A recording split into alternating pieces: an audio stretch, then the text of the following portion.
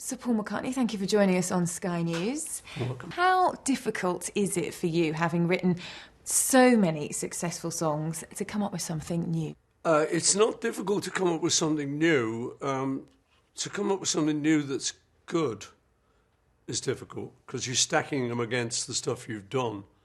But you've got to just forget that. You know, if you're going to... I love writing songs, so I just have to say, don't even try and better the old ones, you know, just get on with it.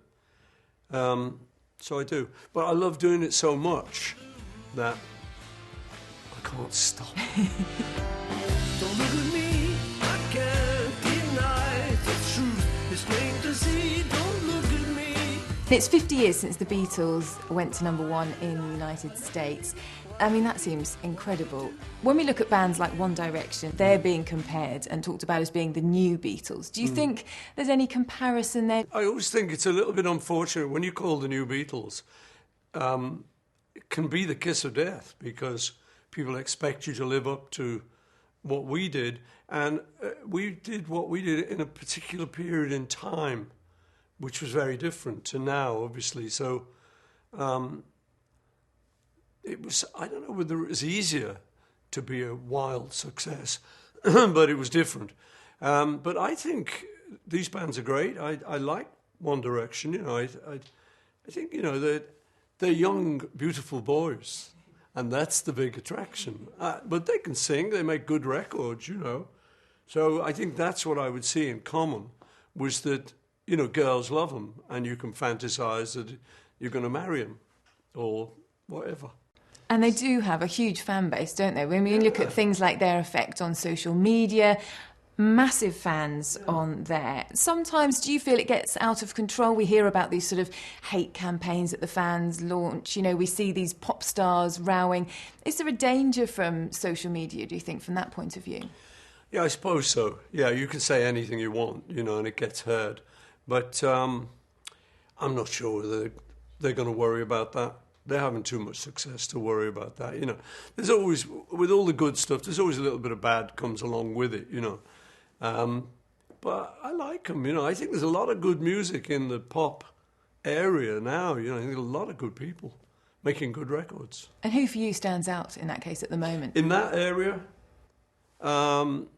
Katy Perry, Justin Timberlake, Bruno Mars. I mean, I think, you know, for what it is, I think they're really good records.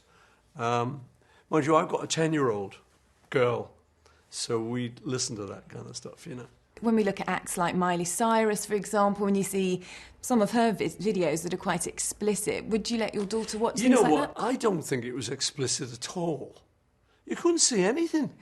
I mean, I watched it just as an experiment to check.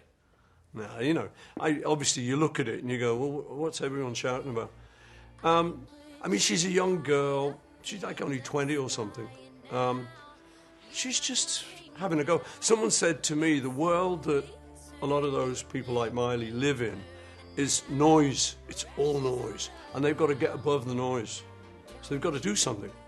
So you will see people doing something that's sort of, I think it was only mildly shocking.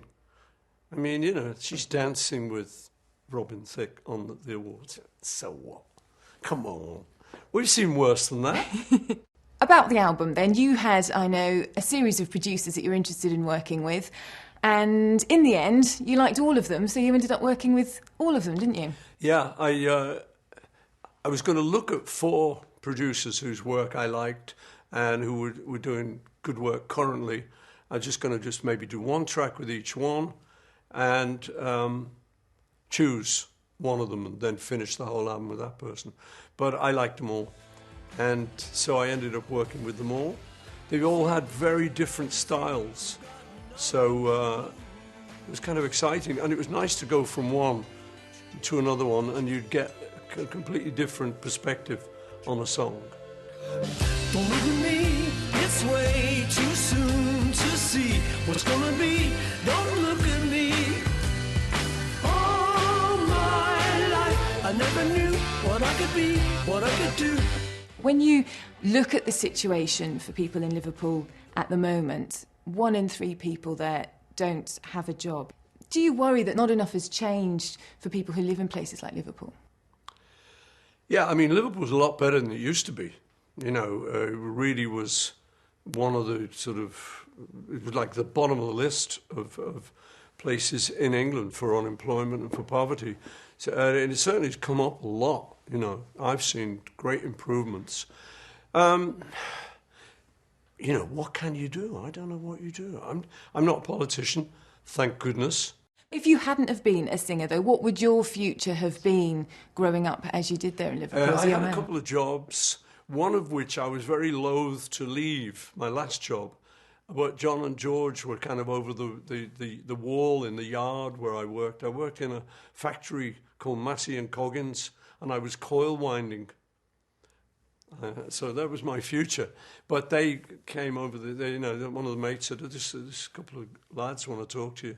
They said, we've got a gig, the Cavern. I said, oh, I'm not sure, you know, I've got a career here. But luckily, yeah, so I don't know what I would have been. Who knows? Who knows? How different things could have been.